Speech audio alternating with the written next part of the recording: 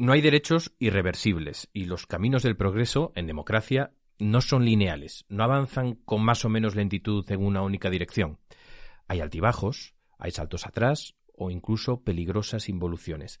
Y a veces ocurren en nombre de un concepto tan sagrado como manoseado, la libertad. Hoy no vamos a hablar de una distopía reproductiva al estilo del cuento de la criada. Hoy, en 2022, hablamos del derecho al aborto. El quinto párrafo, un podcast de Infolibre. Con Daniel Basteiro. Bienvenidas, bienvenidos al quinto párrafo, una conversación de Infolibre para quienes van más allá del titular. Soy Daniel Basteiro, el director de Infolibre, y si estás escuchando este podcast es gracias a las socias, gracias a los socios que apoyan el periodismo de investigación y los artículos en profundidad. Sobre estos temas, que no se agotan en un tuit, sobre cómo se investigan y se trabajan, charlo más o menos cada semana con periodistas que los conocen muy a fondo. Es el caso de Ángel Munarriz, periodista de Infolibre, que acaba de desvelar que parlamentarios y altos cargos del PP dirigen una fundación contra el aborto, incluso si hay violación. ¿Qué tal, Ángel? ¿Cómo estás? Muy bien, encantado de estar otra vez en este podcast. Enseguida hablamos contigo. Antes vamos a ponernos en situación de la mano de Samuel Martínez. Griswold was thought to be a bad decision by Bork, and my guess is the guy's on the Supreme Court now. What happens if you have a state changes the law saying that children who are LGBTQ can't be in classrooms with other children? Is that legit under the way the decision is written? What are the next things that are going to be attacked? El que habla es el presidente de los Estados Unidos, Joe Biden, y lo que hace es defender el derecho al aborto en su país. Hay pocos temas que dividan tanto a la población estadounidense como este. En la actualidad, hay hasta 26 estados en el país norteamericano cuyas leyes impedirían o limitarían el derecho al aborto si, tal y como ha aparecido filtrado en el portal Político, la mayoría conservadora del Tribunal Supremo logra anular la sentencia del archifamoso caso Roe vs. Wade de 1973. Good evening. In a landmark ruling, the Supreme Court today legalized abortions. The majority in cases from Texas and Georgia said that the decision to end a pregnancy during the first 3 months belongs to the woman and her doctor, not the government.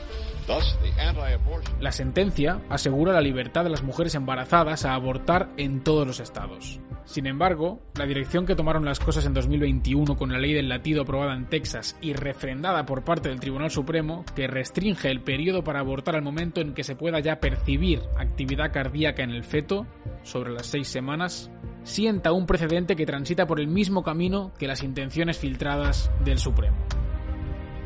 Familia y Dignidad Humana, punta de lanza del asociacionismo antiabortista en España, cuyo presidente, el senador por el PP Javier Puente, considera el aborto un genocidio, se muestra entusiasta con los argumentos pro vida del Partido Republicano estadounidense. Ángel, cuéntanos, ¿qué es Familia y Dignidad Humana? El nombre, la verdad es que no suena mal, ¿no? No suena mal. Todos queremos a nuestra familia y todos respetamos nuestra dignidad, claro. Esta es una fundación liderada por políticos conservadores en contra del aborto, es decir, pero no como Red Madre, no es una asociación asistencial para la mujer embarazada, no, es una organización centrada en el combate ideológico contra el aborto y más en extenso contra el pensamiento feminista, que aquí se llama ideología de género, y a favor de dos conceptos. Ellos se consideran una organización pro vida y pro familia.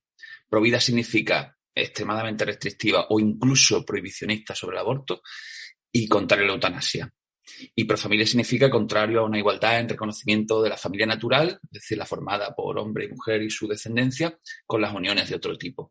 Eso es el corpus ideológico de Familia y Dignidad Humana, que además es una asociación interconectada con otras españolas como Valores y Sociedad y conectada con organizaciones internacionales como One of Us o Political Network of Values. Es decir, que se define en positivo, pero en realidad el núcleo de su actividad es en negativo contra lo que ellos creen una regresión para la vida como es el aborto. Es eso, ¿verdad? Efectivamente, la tesis principal es que hay una cultura de la muerte, una cultura que favorece, promueve y alienta el aborto, y ellos lo que ofrecen es un discurso pro vida que básicamente se concreta en introducir legislaciones extremadamente restrictivas contra el aborto, con un ojo mirando a los estados republicanos más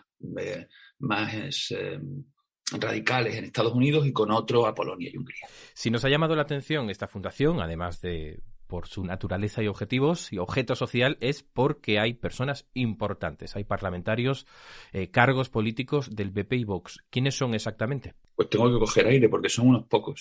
El presidente es Javier Puente, que es senador del PP por Cantabria y que además es parte del consejo asesor de esta organización internacional que nombraba antes, Political Network of Values. Pero también está el portavoz adjunto del PP en el Congreso de los Diputados, José Ignacio Echaniz, está Ana Camins. Todos estos que estoy diciendo están en la dirección, no son simples colaboradores, forman parte del equipo directivo. Está Ana Camins, que es senadora y secretaria general del PP de la Comunidad de Madrid. Hay otro senador que se llama Rodrigo Mediavilla. Está el presidente del PP en Cataluña, Alejandro Fernández, que es diputado en el Parlamento. Está la comisionada del gobierno. Hay 2 altos cargos del gobierno de Ayuso. Uno, David Pérez, consejero de Transporte e Infraestructura de Madrid, y otra, Rocío López, que es comisionada del Gobierno para la atención a las víctimas del terrorismo. Y luego hay muchos ex del PP. Yo he contado hasta 4 ex senadores más y 4 ex diputados más. Entre ellos, por cierto, Jorge Fernández Díaz. Y junto a todos ellos, todos del PP, en activo o retirados, hay 2 figuras fundamentales en Vox dentro de lo que es el movimiento pro vida, el movimiento antiabortista y contra la ideología de género, lo que ellos llaman el lobby LGTBI, que son Lourdes Méndez Monasterio y Rocío Monasterio, aunque la que nos suena más es Rocío Monasterio porque ha sido candidata a la presidencia de la Comunidad de Madrid. La figura clave y el alma mater de esta organización es Lourdes Méndez Monasterio, que es la voz más contundente y más rigorista de Vox sobre cuestiones que tienen que ver con la familia, la vida, el género, etcétera. Es decir, que no estamos hablando de abajo firmantes, de personas que tuvieron una vinculación política, pero ahora están fuera de la política, sino de altos cargos, en este caso del Partido Popular, en la dirección del propio partido, en instituciones como la Comunidad de Madrid. Esto nos suena, ¿no? Porque nos suena a un debate que está ahora mismo muy vivo en Estados Unidos. Sabemos que allí, por una filtración del medio de comunicación político, el Tribunal Supremo podría estar a punto de derogar un fallo conocido como Roe contra Wade de 1973, que consagra el derecho al aborto en Estados Unidos. Lo hace, es curioso esto también, ¿no? Por una vía judicial, no por una vía legal, que también se está intentando, o legislativa, digamos, un aborto hasta 23 semanas. Hay estados que ya lo restringen al máximo. Por ejemplo, que la vida de la madre corra grave peligro. Hay estados que multan a quienes practiquen un aborto. Comentabas tú el asunto del aborto en caso de violación, que está excluido de algunas legislaciones ya en Estados Unidos. ¿Son estas posturas más agresivas o extremas de Estados Unidos en las que se miran estos dirigentes conservadores para hacer su lobby en España? Esta organización, Familia de Dignidad Humana, aplaude y defiende las legislaciones llamadas de latido fetal, que son las que están aprobando los estados republicanos con bases evangélicas más radicales. ¿Qué es esto del latido fetal? Explícanos, Ángel. Las legislaciones de latido fetal, vamos a poner el ejemplo de la de Texas. Se prohíbe abortar una vez que es audible, una vez que es detectable el latido del embrión. Esto ocurre en torno a la 6ª semana, cuando muchas mujeres ni siquiera saben que están embarazadas. Claro. A partir de ese momento, el aborto está prohibido porque ya inequívocamente, si hay un latido, ¿qué más pruebas creemos de que haya vida, ¿no? Hay espacio para radicalizar a los más, ¿no? Esto de hay vida en el momento de la concepción, ¿no? Pero desde el punto de vista legislativo, aunque ya hay estados que hablan con prohibirlo completamente, desde el punto de vista legislativo, lo que hay aprobado y en vigor ya en Texas es la prohibición total a partir del momento en que se escucha el latido, salvo que haya riesgo para la salud de la madre, algo que ocurre en un porcentaje mínimo de casos, ¿no? Bueno, pues esta legislación es aplaudida por esta organización de la que antes he nombrado todos sus dirigentes y expresamente por su presidente Javier Puente, senador del PP con Cantabria, que preguntado por mí al respecto sobre la compatibilidad de su posición con la del PP, decía que la veía perfectamente integrable porque el PP es un partido de tradición humanista cristiana y defensor de la vida. Ahí me genera dudas. Yo creo que estas legislaciones no han estado nunca en el ámbito del debate político español, han estado excluidas y nadie las ha defendido en serio. Vox ahora lo hace y en esta fundación, que está fundamentalmente dirigida por miembros del PP en activo, se defienden este tipo de legislaciones. Y eso me lleva a la siguiente pregunta, ¿no? ¿Cómo de importante, ¿no? Es esta postura, ¿no?, de personas como Puente, que dicen que el PP no es monolítico, no es una secta, caben todos con diferentes posturas. A veces parecen hasta contradictorias, ¿no?, con algunas tesis del PP. Pero ¿cuál es la postura actual del PP sobre el aborto? ¿Cómo de representativa es esta gente? ¿Y qué sabemos, por ejemplo, del rumbo que le puede dar Feijóo al partido en esta cuestión? El PP es un partido ambiguo sobre el aborto, porque yo creo que es consciente de que es un debate que divide a sus bases y divide a sus cargos. Y habla lo mínimo posible del aborto. Feijóo, por ejemplo, piensa que hablar sobre el aborto es una cortina de humo de la izquierda para no hablar de otras cosas, ¿no? La postura oficial, hasta nuevo aviso, es la defensa de la derogación de la ley del aborto y la vuelta a la ley de Felipe González, que es la ley de supuestos. Así es donde dejó Casado la pelota. Pero mientras eso ocurría, han ido brotando todas estas posiciones a las que yo hacía referencia antes dentro del PP, que se encarnan de manera muy clara en Familia y Dignidad Humana, pero no exclusivamente en Familia y Dignidad Humana. Hay otros, por ejemplo, europarlamentarios del PP que tienen posiciones similares y que no están en Familia y Dignidad Humana. Estas posiciones no son, vamos a decirlo así, Daniel, no son desautorizadas por el partido.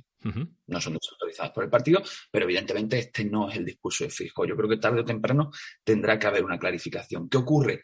Que la clarificación retrotrae al PP a un momento fatídico de su historia. Es decir, es que el PP se escinde en parte por su derecha en 2014 después de la retirada de la ley de Gallardón y se le sale un buen número de diputados descontentos que acaban formando parte en algunos casos, como Lourdes Méndez Monasterio de Vox. Yo creo que este es un tema en el que el PP quiere moverse con la máxima ambigüedad posible hasta la espera de la sentencia, y mientras tanto hay quienes están aprovechando esa ambigüedad para ir radicalizando posturas dentro del PP. La pregunta es si cuando intervenga la dirección no puede ser ya quizás demasiado tarde, porque ahora mismo ya hay espacios de colaboración muy estables entre el PP y Vox, defendiendo una agenda prohibida muy radical y con poca tradición en el reciente periódico democrático español en la derecha. Es decir, que es un asunto muy delicado para la dirección, pero lo es también para algunos de sus varones o baronesas que aseguran no tener pelos en la lengua y que hablan de estas cuestiones con total naturalidad. Y estoy refiriéndome, cómo no, a Isabel Díaz Ayuso, que a veces es avanzadilla, ¿no?, de posiciones duras, radicales e incluso muy cercanas a Vox. Sí, que ocurre con Ayuso, que en este caso dispara con pólvora de rey, porque ella no legisla sobre el aborto. Ella tiene su propio estilo efectista, superficial. ¿Qué es lo que hace? En primer lugar, ella preside una comunidad, la Comunidad de Madrid. Cuidado con meterle mano a ese asunto, porque más allá de la adhesión que genera su figura o algunas de sus políticas, el aborto afecta directamente a muchas personas. ¿Qué es lo que hace? Habla mal del aborto. Ella dice que no debe celebrarse como una fiesta, como hacen las feministas. Que es un fracaso. Que es un fracaso, por supuesto, que hay mujeres que lo hacen 4 veces, lo ha llamado me lo quito de encima, como si fuera la opción fácil.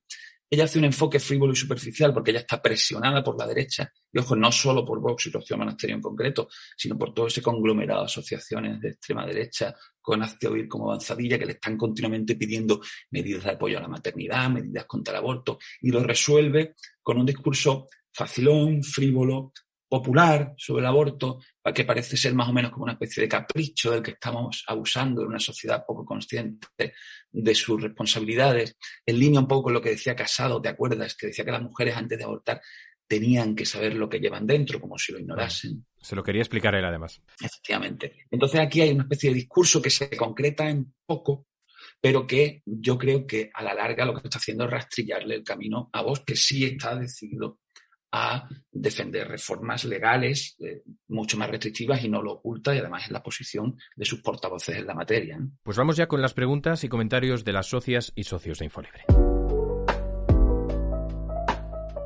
Se presenta como Ángel 10, que es un viejo conocido de este podcast y que, por cierto, no eres tú, y dice que el Partido de la Libertad no respeta las libertades aprobadas democráticamente en el Parlamento, que la derecha pues siempre quiere imponer su moral, mientras que la izquierda consigue valores para que los use quien quiera. El Partido de la Libertad, dice Ángel, es liberticida. Ángel, tú nuestro Ángel, ¿crees que si el PP ganase las elecciones, hay encuestas que ya apuntan a esa dirección, y pudiese gobernar España, que lo haría necesariamente con el permiso o incluso con Vox dentro del gobierno, el derecho al aborto podría resentirse, incluso podría estar en peligro? Lo que yo creo es que una mayoría de PP y Vox en el Congreso de los Diputados pondría seriamente en cuestión el derecho al aborto, al menos hasta como lo hemos entendido hasta ahora. Es decir, se ha demostrado que Vox, su aspiración básica es la ruptura de consensos, y es un partido nítidamente antiabortista, se diferencia por ello. Es decir, aunque nos puedan parecer posiciones marginales en la sociedad, como el negacionismo sobre la violencia de género, si hay un partido con influencia parlamentaria y que incluso con posiciones de poder institucional presionando, creo que al final lo puede conseguir.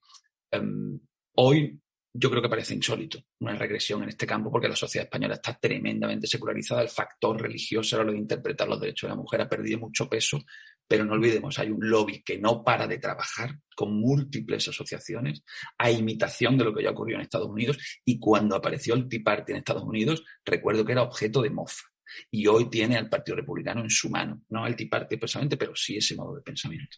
Es decir, que ya hay gente que está pues entonando el Gallardón calienta que sales. Gracias, Ángel. Lo seguiremos, lo cubriremos, informaremos sobre ello. Gracias de momento por esta investigación exclusiva que hemos publicado en Infolibre y por acercárnosla en este podcast. Gracias a vosotros. Y gracias a las y los que nos estáis escuchando. Gracias por acompañarnos en el quinto párrafo y por ir más allá del titular. Si sois socias, si sois socios, sabed que esto es gracias a vuestro apoyo. Si no lo sois, os esperamos. Solo con vuestro compromiso podremos seguir trabajando en historias como esta. Hasta pronto. El quinto párrafo, un podcast producido por Taller de Ideas. Redacción Samuel Martínez.